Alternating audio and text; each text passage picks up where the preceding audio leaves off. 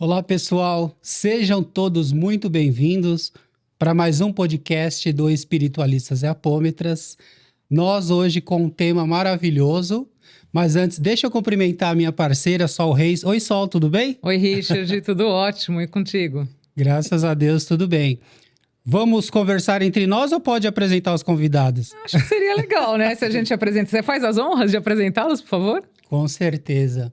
Pessoal, nós do Espiritualistas e Apômetras temos como objetivo trazer diversos temas e convidados para que a gente possa discorrer sobre muitos assuntos. Não falamos todos, mas muitos deles do nosso dia a dia, das nossas questões pessoais.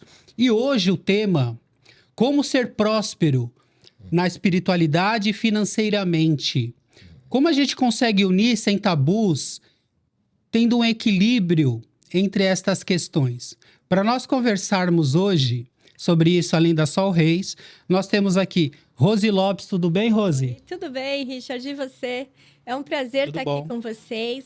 É excelente a ideia de poder trazer um tema tão profundo e tão atual, né?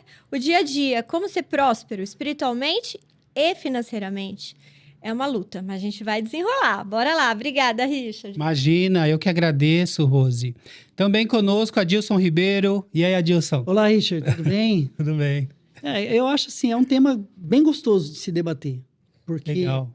Até como a Rose falou, existe tabus, né? Sim. Quando você... E aí eu não falo de espiritualidade. Quando você pega um pouco de religiosidade, e eu acho que aí o tabu é maior, né? Perfeito. Mas eu acho que dá para a gente conversar bastante sobre o assunto. Muito bem. E o nosso terceiro convidado, Fernando Ambrogi. Tudo bem, Fernando? Boa tarde a todos, boa tarde, Richard, Sol, boa tarde, Rose, Amadeu. É um prazer estar aqui com vocês outra vez, outro dia, né?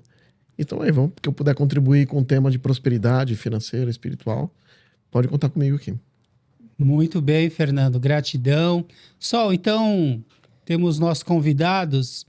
A gente já pode começar. Eles já introduziram, né, mais ou menos essa linha de pensamento, de equilíbrio, de prosperidade financeira, caminhando junto com a espiritualidade. Eu queria já deixar essa provocação para você, Sol, mas colocando só uma pimentinha aí. Se eu for muito rico, será que eu não ligo para a espiritualidade? Eu acho que não, né? Eu acho que uma coisa não tem a ver com a outra. Eu posso ter grande sucesso financeiro e ser uma pessoa espiritualista. Uma coisa uma coisa, elas não são excludentes. Elas são complementares sempre. E, na verdade, não é o fato de como o dinheiro veio para mim ou se no meio do caminho eu passei a ter dinheiro que vai definir se eu tenho ou não uma conexão espiritual na minha vida, seja ela o caminho que for. Na verdade, isso vem primeiro, né? O como que eu lido com a minha espiritualidade, como ela se expressa, se através de uma religião ou não, e o como eu lido com a matéria. As duas coisas, elas caminham juntas, mas não necessariamente entendo que uma provoque a outra. Mas você me lembrou uma coisa agora? Eu e o Gaspa. O Gaspa conta uma história que ele estava nos Estados Unidos, trabalhando e estudando, e uma médium americana, porque ele falou assim, naquela época eu ainda tinha muitas crenças de escassez por conta da minha criação no Brasil, né? Por conta de ser brasileiro, do que a gente pensava. E ela virou para mim e falou assim, vocês são muito preconceituosos contra o dinheiro no seu país. Porque se você não dominou a matéria, você não é um bom espiritualista. Porque o espírito precisa dominar a matéria. Cara, aquilo foi um tapa na minha cara quando eu ouvi. Porque a gente realmente acaba colocando muitas vezes a matéria acima do que é verdadeiro pra gente, né? Eu acho que as duas coisas caminham juntas. Mas se eu estou nesse nível só de subserviência da minha sobrevivência, tem alguma coisa errada, porque aí eu não posso, de fato, olhar para aquilo que eu verdadeiramente vim fazer aqui. O quanto a gente está preso nela, né? E eu acho que dentro dessa história que você contou, né, a gente não pode esquecer que, infelizmente, a nossa cultura, não só no Brasil, acho que boa parte do mundo, ela não visa prosperidade para ninguém, para as massas. Verdade. Ela visa o domínio das massas. Então, tanto que se a gente pegar aí, você pode contar, acho que na palma de uma mão, os países que têm educação financeira nas escolas. Não tem. O que eu conheço profundamente, eu sei que Estados Unidos tem, e mais alguns países da Europa. Acho que na Alemanha tem mais uns 2 ou 3 países que tem. Suíça, né? E assim, porque é muito claro quando a gente pega os números do nosso país e a gente vê que 85% da população do Brasil vive com até R$ 2.500 por mês. Sim. O básico do básico. É o básico do básico. Por quê? Porque são menos competentes que os outros? Não, não é isso. É a formação que é dada a eles. É aquela coisa da escassez, é aquela coisa de, olha, eu não posso comprar isso porque eu não tenho dinheiro, o dinheiro não vai dar. Sabe, aquela coisa sempre tentando, de uma certa forma, mostrar que você é menos. O pouco com Deus é muito, né? Então, olha os ditados. Uma crença limitadora. Uma crença que sou te pobre, limita mas sou honesto. É justo. Nunca. Então, se você tiver honestidade como valor, você nunca vai conseguir superar isso no seu subconsciente, né? E são crenças limitantes, né? Totalmente. Mas eu vejo, além dessa crença limitante financeira, eu vejo o que é sucesso. Sucesso não é ser próspero só no dinheiro. Porque o próspero no financeiro e não nos outros, a vida é uma mesa de 4 pernas. Se eu tiver com o financeiro em pé, a família não, os amigos não, e a saúde boa, não tá bom. Eu não tenho sucesso. A prosperidade, o sucesso, ela vai abranger em todos os ângulos quando eu tenho os 4 pés da minha mesa em pé. E entre eles vai ter a base da mesa, que é o tampo, que é a espiritualidade. E o que é a espiritualidade? Seja ele Maomé, seja ele Jesus, falando em Jesus, que é a nossa linguagem no nosso país. Sem Jesus não dá. Se eu não tiver os únicos 2 pontos que Jesus trouxe, que é amar a Deus sobre todas as coisas e o próximo como a ti mesmo, eu já não tenho sucesso. Eu posso ser o mais milionário do mundo. Eu não tenho sucesso. Eu posso andar com 3, 4 helicópteros da forma que for. Não vou abranger sucesso algum, porque meu coração tá vazio. Sim. Para sustentar, né, Rô? Quando eu não amo o próximo, eu não tenho nada. Eu fico buscando infinitamente valores. E valores não agregam meu coração Pra fazer ninguém. Para fazer sentido, né? Para te trazer base. A base é o tampão da mesa, né? Então, quando a gente fala da inferioridade da população, financeiramente dizendo, mas até onde eles não têm sucesso? Porque ele é o lutador da madrugada no ônibus com uma marmita gelada. E vai passar por 1000 desaforos em cada trabalho que ele chegar. Sim. E ele tá lá levando aquele pouquinho que ele faz de muito para a família. Ou seja, o trabalho tá de pé, a família tá de pé e Deus prosperar. É a frase do pobre. Sim, É verdade. sim. Então, quanto mais ele não tem mais sucesso do que o milionário que não vê nada disso. Que a família tá o filho drogado, escondido dentro da própria casa, drogado, que é o mal do século. Aonde que é a prosperidade? Cadê o sucesso? Eu acho assim que é não tanto a Deus, não tanto ao inferno, né? Eu acho que a gente pega... se a gente anda pelo caminho do meio, nós vamos ver o seguinte, que a partir do momento em que a pessoa ela tem uma condição de conhecimento sobre prosperidade financeira, né? Ela consegue ter uma vida um pouco melhor. E aí nós não estamos falando de riqueza, de milhões, isso é para poucos. Infelizmente é para poucos. Deveria ser geral.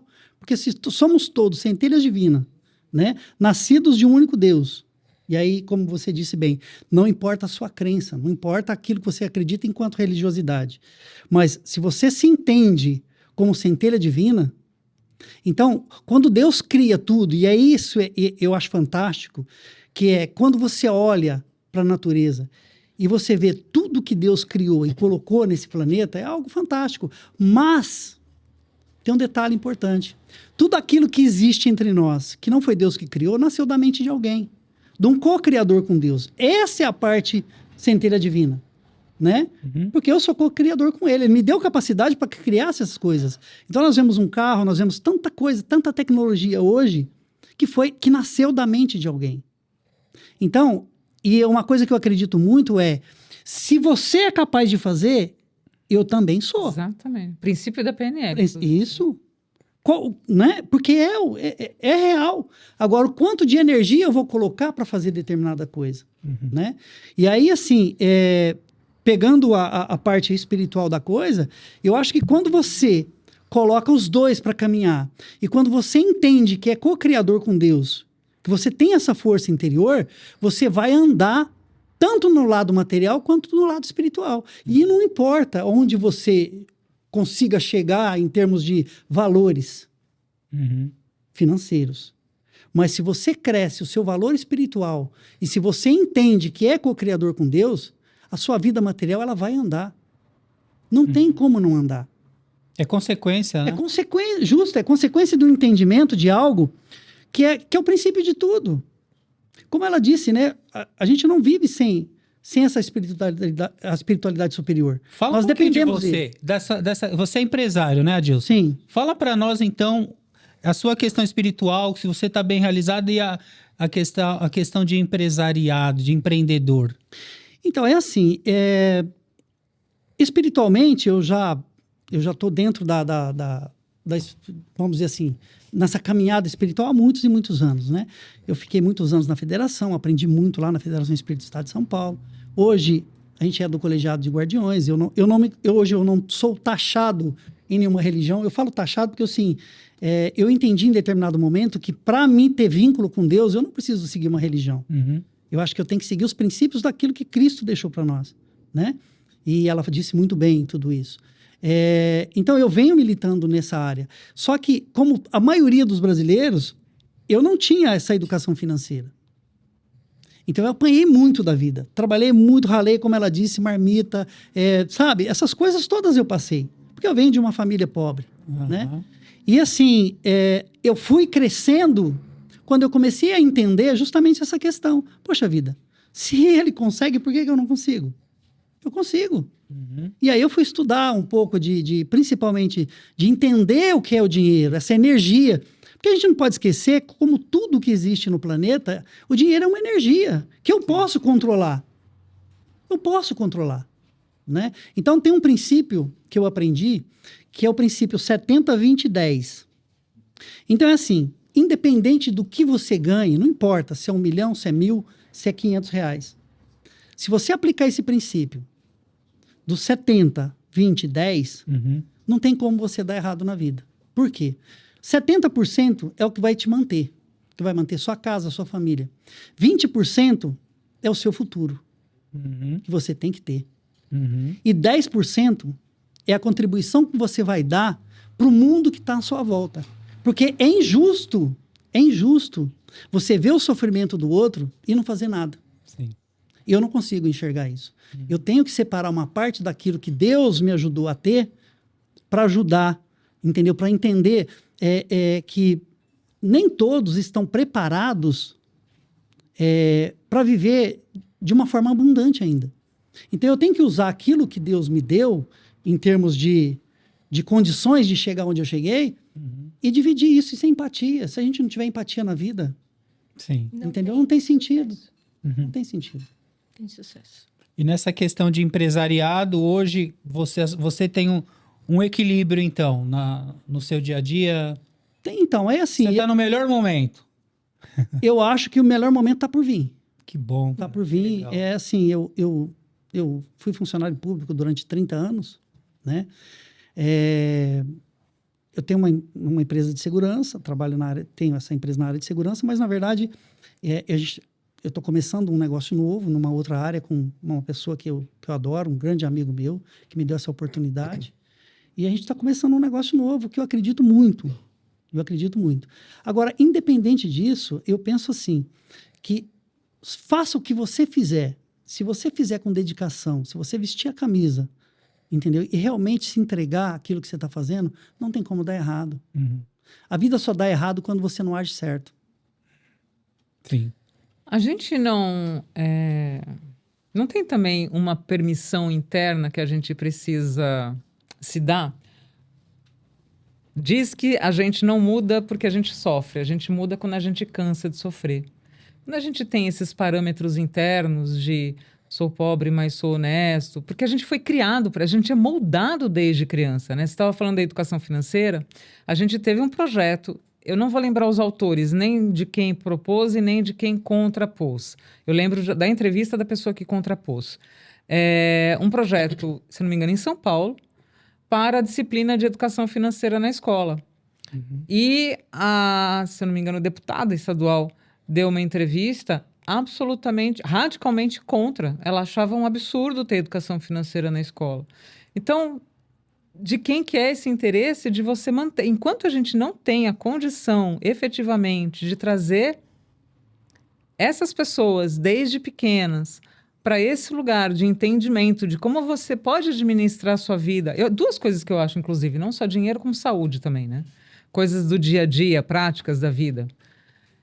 Para a gente poder se apropriar, nós mesmos, do nosso poder de escolha e de realização. Porque enquanto a gente estiver sendo conduzido repetidamente de que você só vai ser merecedor, e aí a questão espiritual, que eu acho ela muito, muito forte, quando você se vale do argumento espiritual de que a pessoa só vai ser salva ou ela só é boa se ela estiver sofrendo na matéria. E a gente ainda tem essa ideia.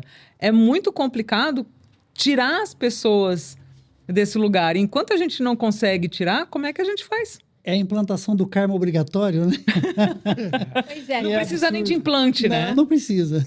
Essa questão eu acho assim divina.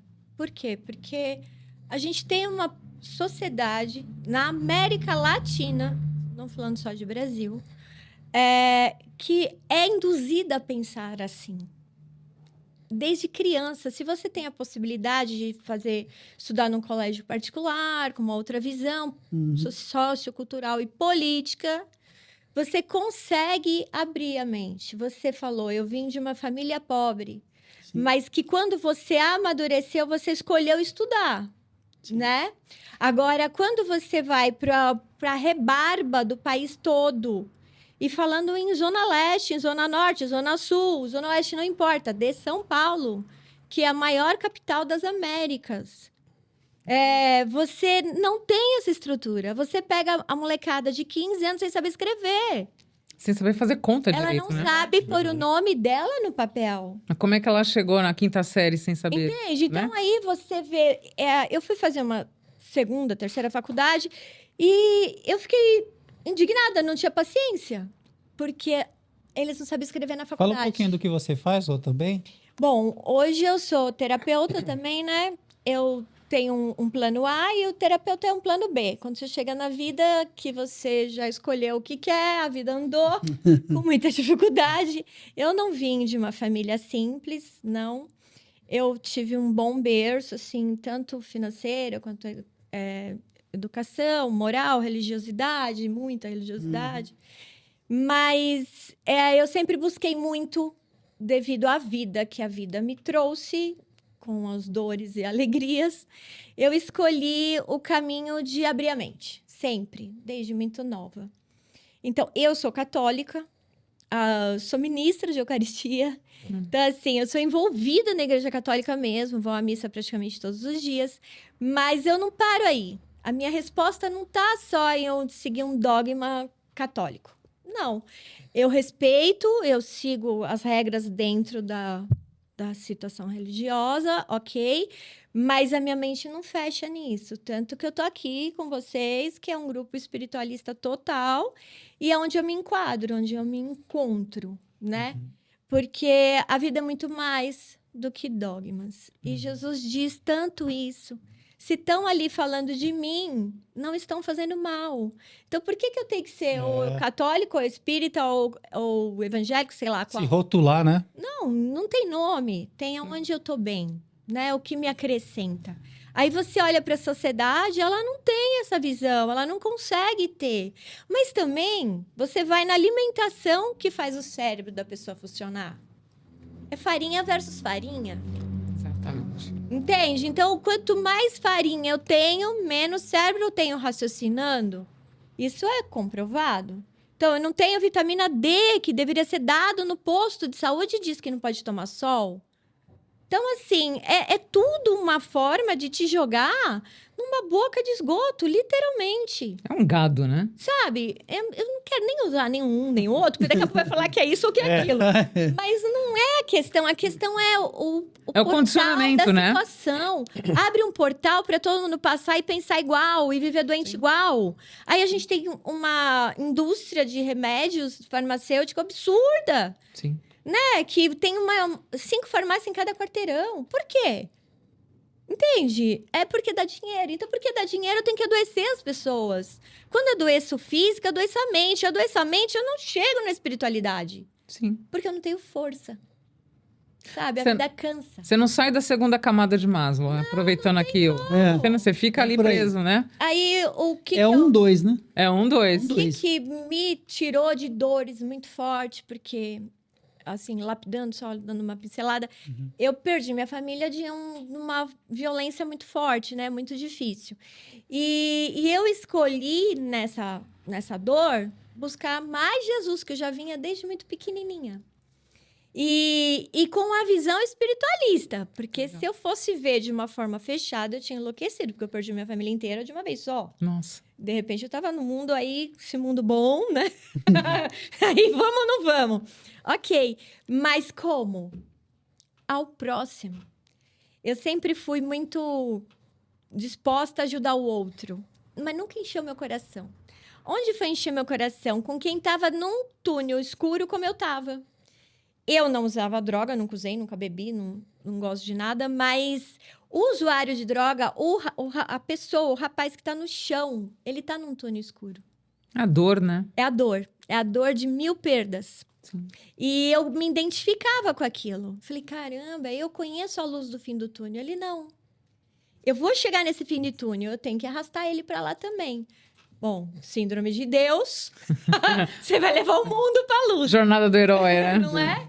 Enfim, mas por que citando isso? Porque só o amor ao próximo te cura.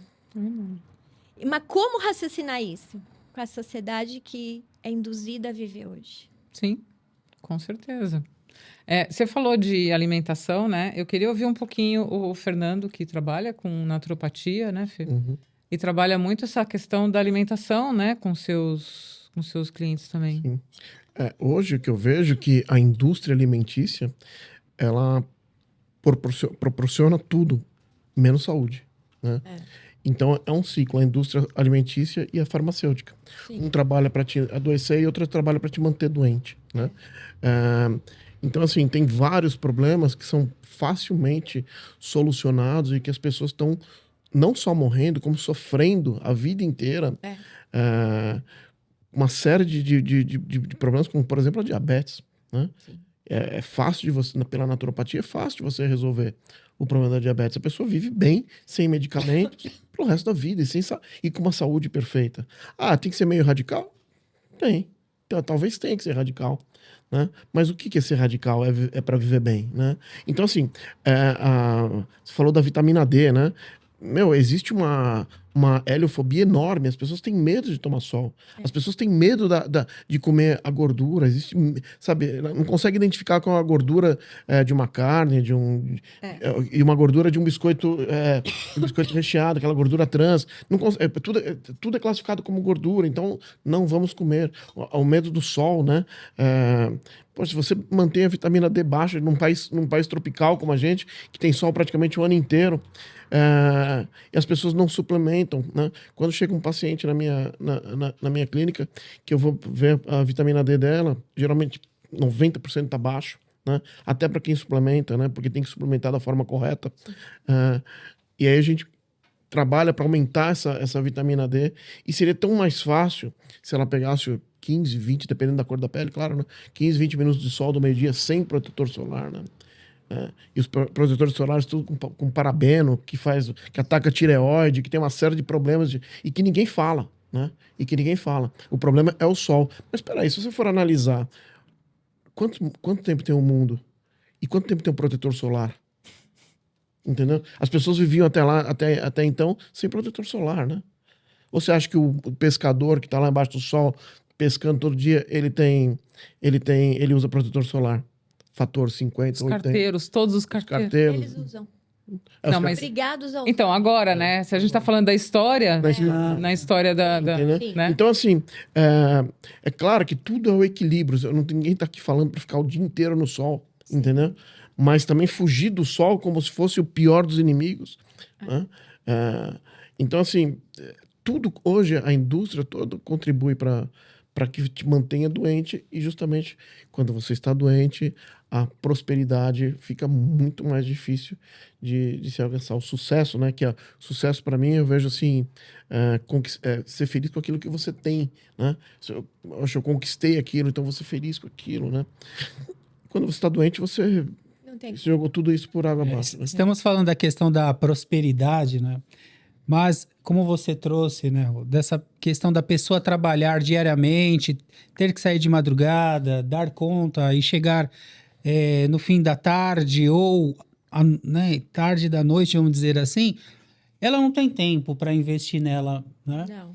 E aí eu quero saber com vocês, o que fez vocês chegarem nesse nível de empreender? Tiveram que renunciar muitas coisas? Ou, por exemplo, eu vou estudar, você falou da terceira faculdade, e se dedica a pessoas em situação de rua, né, que é o seu projeto, junto com a Igreja Católica também e outros grupos. Sim. Essa renúncia e aproveitar melhor o tempo, é prosperidade também? Você conseguiu implementar? E vocês, por favor, gostaria que... Eu vejo isso de uma forma muito boa. Por quê? Porque quando eu renuncio, eu busquei um foco. Quando eu tenho um foco, obrigatoriamente eu tenho que ter renúncia. Porque senão eu não chego no meu foco. Então, eu vejo muito hoje nos jovens, eles, tirando uns ou outros, eles não têm foco. E eles não gostam de renúncia. E a sociedade em si, novamente, vem induzida de uma forma cultural, sociopolítica, etc., que você tem que estar no descarte. As redes sociais trazem esse descarte. Então, eu não vou gerar renúncia. Você só tem direito, não tem deveres. Você só tem prazer. E o prazer sem por que ter ele de livre, só prazer livre, ele não me traz evolução, porque ele não me faz ter dificuldades, renúncias, guerras. Você não se desenvolve, né? Não. Então, no meu caminhar da vida, até hoje, tem vezes que eu tô na praia, remando, né? E eu venho embora, porque eu falo, tem rua hoje. Entendi. Amanhã tem rua. Amanhã tem rua. E eu costumo dizer, para ficar muito melhor que realmente que é o dia da alegria, né? Sim, sim. É o dia a gente é muito feliz na rua, né? Muito feliz. Porque a gente faz Vocês parte do renunciam projeto. de ficar assistindo Netflix, de fazer alguma coisa aos Nem domingos. pense Mas, Netflix. Richard, é assim. Fala um pouquinho sobre esse trabalho. Fala, gente. Nós começamos a gente conheceu a Rose na pandemia. O que acontece? Quando surgiu a pandemia, a gente tinha alguns contatos e a gente sempre, né, nas questões espirituais, questões do colegiado, a gente já descobriu que as pessoas na rua estavam passando fome, sede, porque para você que tem um lar, é fácil você passar por fácil, né? Nesse sentido, não é tão difícil comparado você passar. a eles. Porque você tem sua casa, você vai lá, vai no seu supermercado, faz seu supermercado, você pode ficar trancado dentro de casa, não tem problema. Né? Agora, e o morador de rua? Uhum. Então, nós começamos a perceber e receber informações de que tinha moradores de rua que não estavam tendo como beber água, sequer alimento, porque as igrejas, as instituições que doavam alimento para essas pessoas, tudo se recolheram, fecharam. Não existia essa possibilidade. E aí a gente foi se juntando, olha, o primeiro trabalho que a gente participou foi na zona... Não, foi na verdade, foi na Zona Norte, com um grupo que chama Guerreiros da Jurema. Guerreiros da Jurema. Era um centro de Umbanda, em que eles chamou as pessoas e falou, olha, vamos fazer marmita e vamos para a rua distribuir. Porque as pessoas não podem morrer de fome. Sim. Por causa da pandemia. E aí eu chamei minha esposa, falei, vamos, e fomos para a rua. Aí começamos a trabalhar lá na Jurema, A gente ia de manhã, 7 horas da manhã a gente estava lá, até às 11 a gente ficava fazendo marmita. Aí a gente levava as caixas de isopor, pegava 300 marmitas, levava para um grupo que fica aqui no centro de São Paulo e eles distribuíam. É um centro espírita, né? Isso. Depois a gente ia para a Zona Norte, onde tinha um centro de eventos que fechou por causa da pandemia, só que tinha uma cozinha enorme.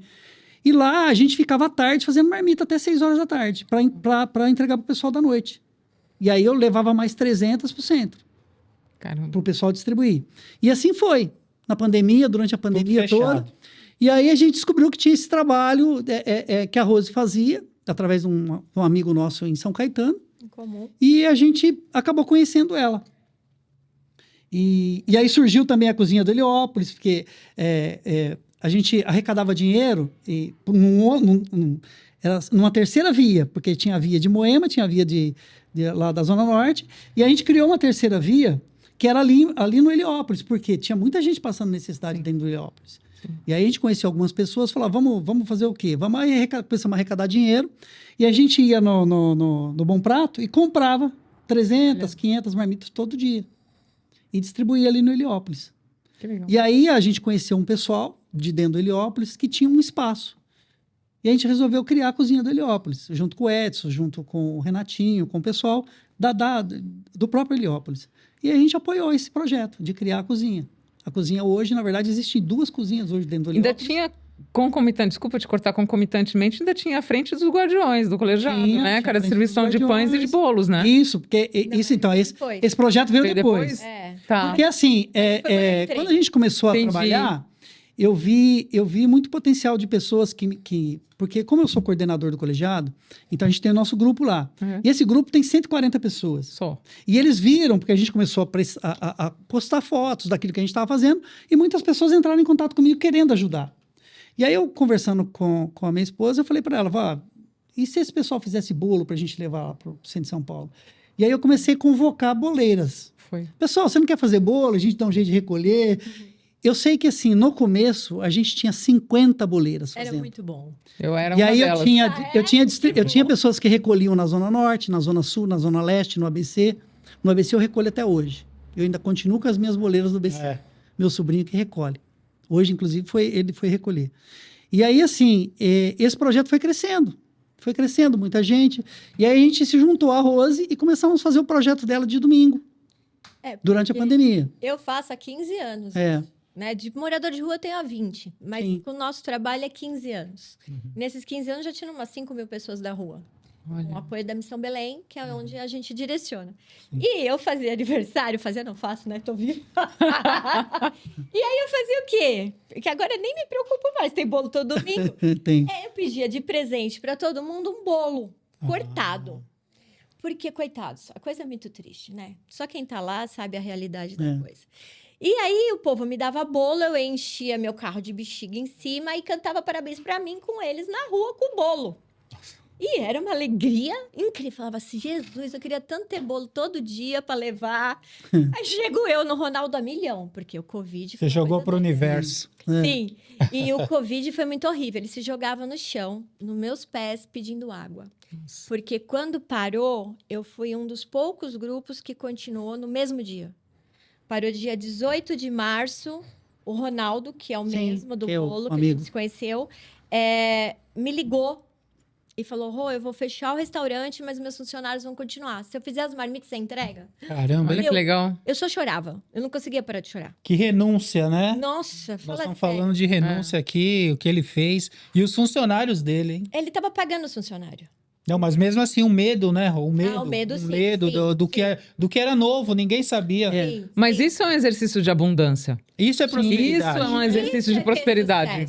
É verdade. Isso é ter sucesso. Porque assim, vamos lá. É importante você ter o material? É importante, mas eu acho que é muito além disso prosperidade. Prosperidade é ter bons amigos, é construir isso que a gente construiu. Exatamente. Eu falo assim, eu agradeço tanto a Deus, eu tenho uma gratidão enorme, porque, cara, cada projeto desse que eu participo, e eu participo de vários, você sabe disso, vários, aqui, em Minas, em tudo quanto é lugar, eu me envolvo com tudo isso. Chamou, tá indo, né? Chamou, tô indo, não tem tempo ruim. Mas assim, eu tenho amigos hoje, cara, que eu jamais pensei em ter. E eu não estou dizendo de grandeza de valores financeiros. Eu falo de grandeza de espírito. Pessoas que eu conheço, como vocês, né? E muitos outros aí, de vários outros grupos, que, cara, me trouxeram muito conhecimento dentro dessa área, sabe? Que me fez evoluir enquanto espírito, né? E assim, gente, para mim é muito claro, nós fomos colocados aqui, nesse exato momento, para que a gente cresça, evolua, seja alguém melhor. Né? E como que eu vou ser alguém melhor se eu não entendo o que está acontecendo em torno de mim, se eu não tenho empatia com o sofrimento dos outros? Se eu não consigo enxergar no outro o que eu sou, centelha divina. Porque eu acho que a grande mensagem cristã é essa. É você olhar o outro e se enxergar através dele. Para você sentir a dor dele, para que você se torne uma pessoa melhor, para que você, dentro da sua capacidade, você deixe uma pegadinha aqui quando você for embora. Porque eu acho que é isso que vale. É claro que aqui a gente não faz apologia, eu vou abandonar tudo, largar tudo, vou distribuir tudo que eu tenho. Não é isso, É um equilíbrio. Gente. Lembra que eu falei dos 10%? Sim. Poxa vida, tenha um equilíbrio financeiro, sabe? Equilibre suas contas, não gaste mais do que você ganhe. Isso é óbvio. Eu tenho amigos, e o Richard tem em comum, depois a gente até comenta sobre essa pessoa. Fofocas. Cara, fofocas do além e do aqui. Então, cara, que ganha muito dinheiro. Só que gasta o dobro do que ganha. Então tem muitos casos assim. E assim, não importa o quanto. É aquilo que eu disse antes do 70, 20 e 10. Não importa quanto. Se você tiver o equilíbrio, cara, você vai ser feliz, a abundância vai estar na sua vida. Aqui ninguém está falando de abundância, você tem que ter 1 milhão, 2 milhões. Não é isso. É você viver de uma forma em que você tenha tranquilidade, em que você possa olhar um semelhante seu em sofrimento e falar, não, eu tenho para ajudar, eu tenho. Sim. É um caixa à parte que eu fiz para poder ajudar. Sim. Eu não estou tirando da minha boca para dar para alguém, não é isso. Sim. Né? E a matéria pela matéria, a vida fica vazia. Fica. Não tem propósito, né? E é interessante quando a gente se junta, e eu sempre relembro isso, nós criamos amigos fantásticos na rua. Igual, domingo, foi uma tristeza enorme, porque a gente descobriu que a Maria tinha sido presa, né? Sim. Infelizmente, eles se envolvem com um monte de coisa ruim. Sim. Mas a gente cria uma certa amizade com eles. Carinho, né? Carinho. É familiar. Sim. E ela já tentou sair da rua, ela tem sérios problemas, como vários outros têm. Mas eles gostam da gente de verdade. A gente chega lá, eles vêm, nos abraçam. Até a porca. Tem até uma porca lá. Um barranco. Eles criam ela lá. Jura? Eu chamo a porca vem com a minha voz. E agora ela tá enorme, eu saio até do caminho pra falar, vai comer minha perna. Outro dia ela É um animal de estimação deles lá na rua. Que legal. Então, assim, eu vejo que, para nós, o crescimento dentro dessa área de abundância, de prosperidade, passa pelo financeiro? Claro que passa pelo financeiro. A gente não é hipócrita, nós estamos vivendo no mundo da matéria. E o nosso corpo Você depende entendeu? disso. Eu não posso viver só de luz, né? Eu sou matéria. Sim. Então, se eu sou matéria, eu dependo da matéria para viver. Agora, eu não posso fazer dela o fim. Ela tem que ser o meio. E escrava, né? Escrava de uma Ela não condição pode me material. escravizar. Sim. Eu tenho que buscar, tenho. Mas eu não posso esquecer que, fundamentalmente, eu tenho que me tornar uma pessoa melhor. Sim. Eu tenho que passar por aqui e falar, poxa, olhar para trás e falar assim, pô, eu cresci. Eu cresci. Adilson, lembrando da parábola dos talentos, É ótimo. Sim. né? Porque se eu tenho um talento e eu enterro ele único, é o que ele estava falando. Hoje as pessoas se enterram em doenças, em manipulações do sistema. Sim. E aí ela enterra o talento que Deus deu, que na verdade não é um só, são diversos. Eu acho que a grande maioria das pessoas nem tem a noção desse talento. Não tem. Eles estão tão influenciados pelo mundo externo e com um monte de coisa que é fora, né? Que não conseguem enxergar para dentro e ver qual é o seu próprio talento. A própria E potência. aí, quando você não enxerga isso, a última coisa que você vai ter na vida é a prosperidade, seja ela Sim. financeira ou qualquer outra. Desculpa, você como naturopata, né, Fernando, empresário, tem a clínica no Morumbi, as pessoas que chegam até lá, é da região, mas qual é a busca delas? Olha, a clínica ela tem estética, tem ozônio, tem o meu trabalho como naturopata e como hipnólogo, né? Reiki. tem reiki, né? Tem reiki da sol. Não pode esquecer do reiki. Senão já toma, né? Então, assim, são vários tipos de pessoas, né? A pessoa que me procura como naturopata, ela normalmente, ou ela busca, e são pessoas, um número menor, ela busca uma qualidade de vida melhor, ou seja, ela quer fugir da indústria do medicamento, ela já teve algum problema e não gostou do que ela teve como da experiência com a medicina tradicional, e ela quer trabalhar a parte natural. E tem aquelas pessoas que já estão desenganadas, que a medicina tradicional já não tem mais a solução, e ela busca a naturopatia como uma forma de melhorar um pouco da qualidade de vida. São pessoas que estão em estado paliativo, pessoas que estão em algum tipo de problema que não tem mais cura. E aí a naturopatia oferece muito para elas. Muito mesmo, né? Eu, como naturopata, tenho uma gama enorme. Aí junta reiki, junta acupuntura, ozônio, uma série de coisas que a gente vai aplicando. O ozônio é uma ferramenta diferente. A gente tem muito pessoas traumatizadas, né? Que sofreram algum tipo de trauma, de acidente ou operatório, né? Então a pessoa tem uma operação e aí está com problema de cicatrização, normalmente porque tem diabetes. E aí tem uma dificuldade de cicatrização, o ozônio vai ali. E aí eu falo assim, olha, não adianta só você fazer ozônio, se você tiver com o teu índice de glicose lá em cima. Então a gente faz um trabalho completo. E tem a questão de estética, que daí é a mulherada que entende isso daí, não sou eu que entendo, que eles enfiam um monte de coisa na cara, um monte de coisa... Mas querendo unir... as pessoas que chegam lá buscando uma qualidade de vida... Sim, qualidade de vida. Um desregramento ao longo da sua vida fez com que a pessoa buscasse algo para salvar a vida, até a saúde, claro, mas como você disse, pacientes num nível já bem avançado de doenças terminais. Sim. Até... como que é esse trabalho de você trazer, então, a esperança dessa pessoa e ela, talvez, aquele reflexo falando, não soube aproveitar a minha vida e agora vou tentar fazer algo? Então, Richard, aí não tem uma cartilha, né? É cada pessoa. E aí eu me envolvo pessoalmente com as pessoas. A medicina diz que a gente não deve se envolver, né? Lá tem enfermeiras, lá tem aquele critério que a gente não deve se envolver. Eu não consigo.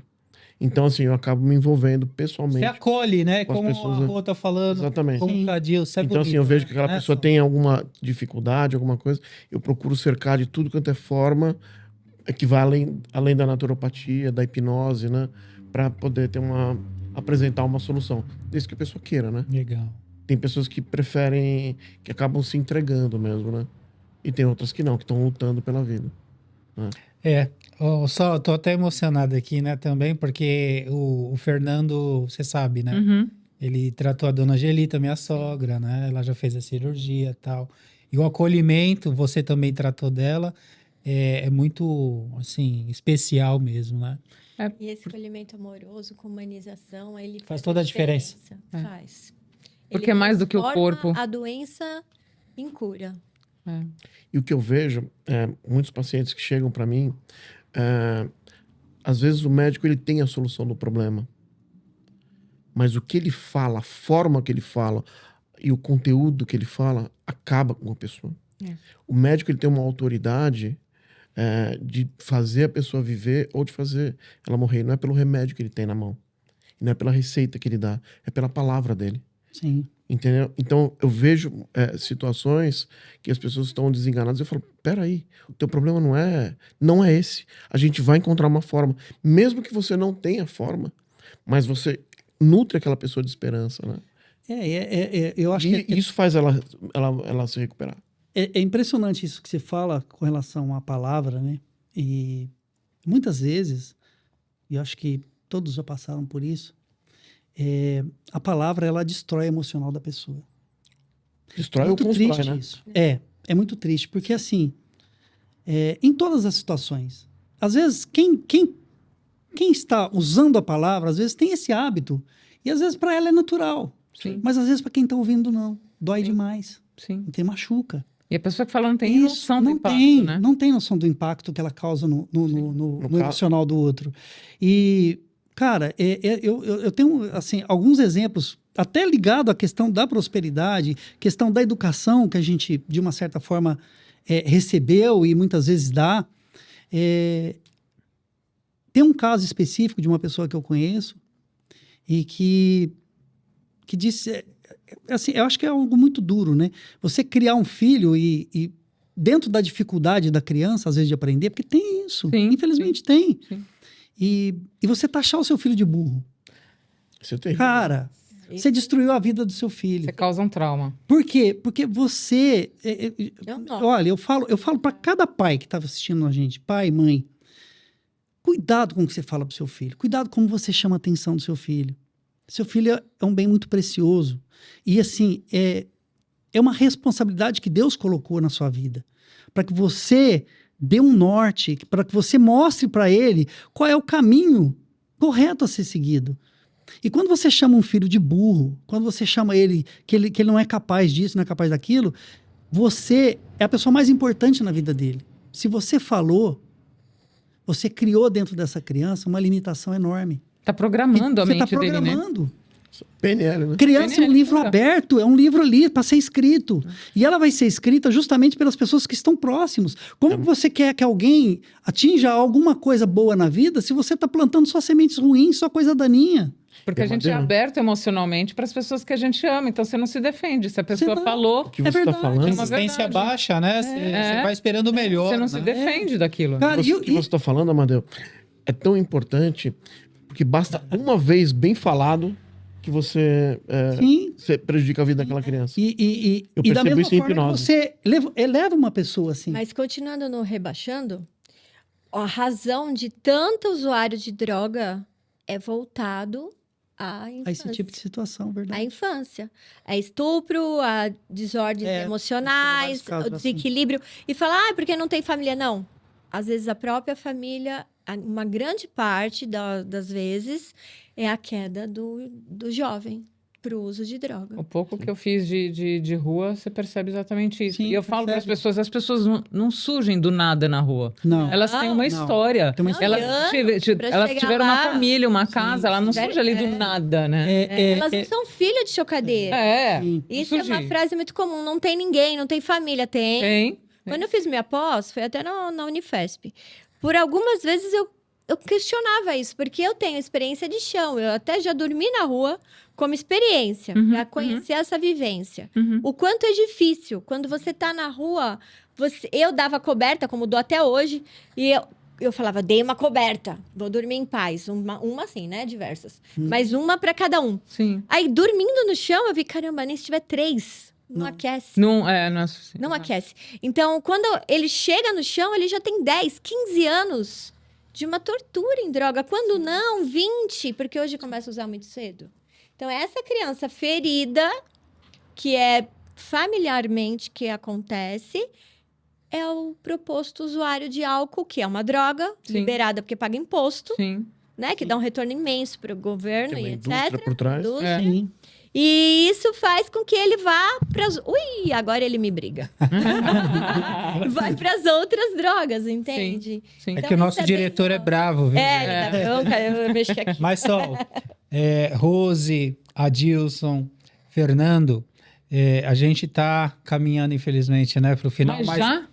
Mas tenho certeza, né, que nós voltaremos, se vocês aceitarem, vir Claro. falar. Sim. Claro. Não só desse tema, de tantos outros, né? Por exemplo, o colegiado de guardiões, Sim. na transformação que ocasionou aí o Adilson, um livre pensador, né? A mudança foi grande. Nessa expansão. Então, ocasionou um cara que pensa diferente. Né, Adilson? A gente vai falar disso também. Sim.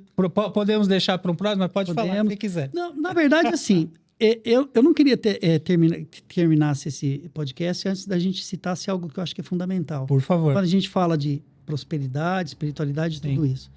Eu acho assim, tem uma coisa que atrapalha muito a vida das pessoas hoje. Chama redes sociais. É. Concordo. Porque é assim, uma pessoa que é de uma família humilde, que trabalha, que consegue as coisinhas dela, ela entra numa rede social e vê o cara lá, com o carrão do ano, desfilando para cá, desfilando para lá, vai criando, né, um pensamento de, pô, por que ele pode e eu não posso? Não, eu vou... E aí, é onde a gente consegue, de uma certa forma, alimentar uma indústria, que para mim é uma indústria, de arrecadação enorme dentro desse país. Porque, assim, aquela pessoa, ela vai... Eu não consigo comprar? Beleza, eu trabalho, eu vou comprar parcelado. É verdade. Sim. Gente, o que tem de pessoas endividadas até o pescoço... Porque ela se Porque compara, fica né? olhando, comparando o que o outro tem, o que eu quero ter, e eu preciso ter aquilo, porque aquilo é bonito, porque eu vou ter. Endividadas e depressivas. E depressivas. Sim. Porque, Com alto índice de e assim, suicídio. ó, vamos lá. Nesse país, eu sou investidor, então eu posso falar isso. Quem investe em banco, quem tem ações de banco, tá feliz da vida, tá rindo de canto a canto. Por quê? Claro. Porque banco no Brasil ganha dinheiro demais Não justamente quebra. por isso.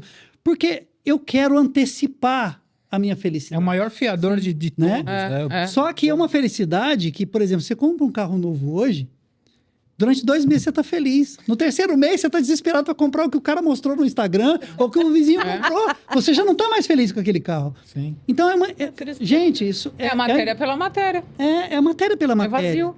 E aí, infelizmente, as pessoas não acordaram para isso. Eu acho que tudo na vida tem que ser muito bem usado. Redes sociais, se você não souber usar, você vai se perder nela. Sim. Em todo sentido. Eu citei uma única coisa, que está ligado ao nosso tema da prosperidade. Sim. Ela endivida as ladrão. pessoas. Ela causa trauma nas pessoas. Por que ele é assim e eu não sou? Por que ele consegue isso e eu não consigo? Porque, pô, tá vendo o cara ali... Entendeu? É disciplina, é renúncia, né? É usar melhor o seu tempo. E aí, né? Investindo nele. eu penso assim, cara, eu acho que a gente tem que ser feliz com o que nós somos. O que nós somos. O que nós temos, a gente consegue mais. Se a gente trabalhar mais, se dedicar mais. Mas tudo o que nós temos tem que ser meio, não pode ser fim. Uhum. Eu não posso dedicar minha vida a ter algo. Não. Eu tenho que dedicar minha vida a ser alguém. A ser algo melhor do que aquilo que eu sou. E usar aí o ter como meio, né? Isso. Como Usar- ferramenta. Usar a matéria como meio para chegar onde eu preciso chegar. Existe uma frase que está dentro do princípio e fundamento, eu sou católica, vou citar, Santo Claro. Inácio de Loyola, foi até comemoração do dia dele essa semana, e que no princípio e fundamento diz, é muito inteligente, ele era PNL e ninguém Total. sabe, É. sabe? Nem ele sabia. Não, nem ele. O negócio era doido. Mas ele dizia muito, para que meio nós viemos? Qual a razão que nós viemos? Para servir e amar a Deus, nada mais. E as pessoas criaram vários deuses no caminhar da vida, como nós, eu também. Quantas vezes já criei Sim. deuses que eu falo, cara, não tô ficando louca, né? Porque a gente achou um caminho de base. Mas quem tá perdido, sem olhar para qual meio nós viemos, né? Para servir e amar a Deus. Se é para servir e amar a Deus, tudo tem que ser inferior a isso. Até mesmo meus apegos familiares. Se me tira da direção de Deus. Porque quantas famílias são as que destroem você mesmo? Sim. Então, esse olhar a família de suma importância e observar de onde está essa suma importância. Como que ela está me levando? Aonde essa família me leva? E, além disso, aonde o mundo me leva? Eu digo, na minha experiência, para fechar a minha fala, e você termina, Fernando, que a gente aqui briga para falar, você percebe? Fica tranquilo, não tem problema, não. Na minha experiência de vitória, porque, assim, se a gente trabalhar mais, a gente consegue mais. Nem todo mundo tem essa sorte. Tem pessoas que têm 3, 4 empregos, que se desdobram e não conseguem um mais.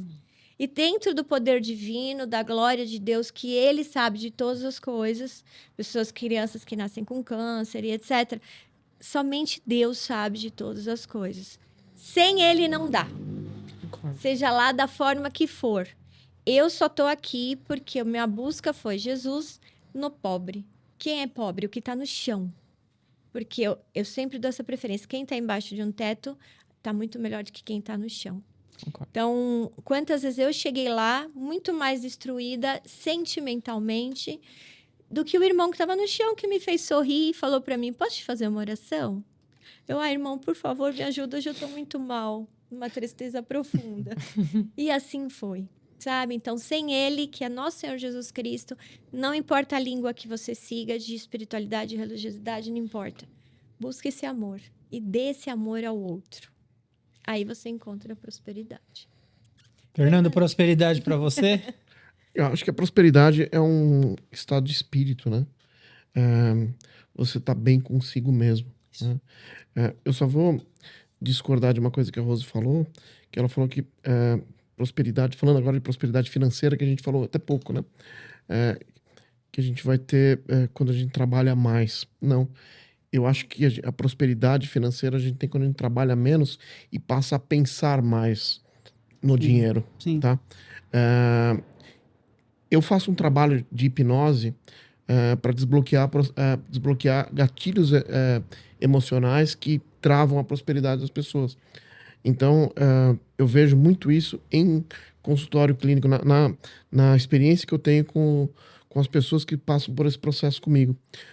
Onde a gente destrava alguns dos gatilhos que podem ser problemas com pai, com mãe, problemas de escola, bullying que sofreu, algum tipo de agressão, né? E que, de certa forma, isso vem repercutindo nos dias atuais e que impede aquela pessoa de conquistar aquilo que ela deseja.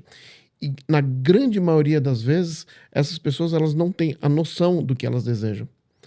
E nesse processo é onde a gente entra no mais íntimo, na alma daquela pessoa, no inconsciente dela, a gente consegue trazer isso para fora, traçar um caminho e desbloquear essas travas emocionais que ela tem. Então é um trabalho bem legal que eu faço com hipnose a nível de inconsciente. Rô, quer considerar alguma coisa? É que não fui eu que falei, foi ele. Ah, tá. Trabalho. Certo. Mas não, eu acho que... Não que não tenha que trabalhar, tá? Não é isso, tá? Acho que a gente tem que trabalhar Trabalho É sair do operacional para o estratégico. O exatamente. trabalho é a evolução do homem, né? Sim, com certeza, é Isso fundamental. é indiscutível. Eu acho que o Brasil também tem muito isso ainda. Os idosos, ao se aposentar, Fala eles isso. vão pro dominó, pro OTV ou pra sei lá. E vai para depressão. E aí que vem as demências e se desenvolve tudo de muito cruel no sofrimento da velhice. E quando você está fora do Brasil, em países mais antigos, qual é a visão? Não, o idoso não para.